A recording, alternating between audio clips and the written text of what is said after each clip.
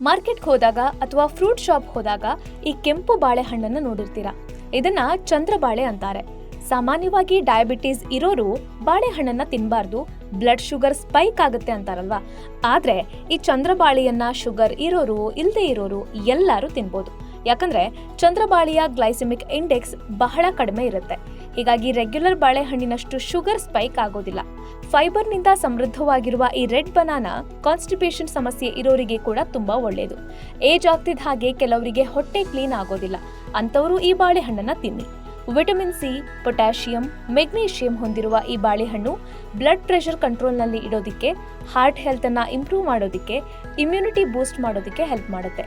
Vitamin A ಹಾಗೂ beta carotene ಇರೋದ್ರಿಂದ ದೃಷ್ಟಿದೋಷ ಇರೋರು ಕೂಡ ಇದನ್ನ ತಿಂದ್ರೆ ಒಳ್ಳೆಯದು.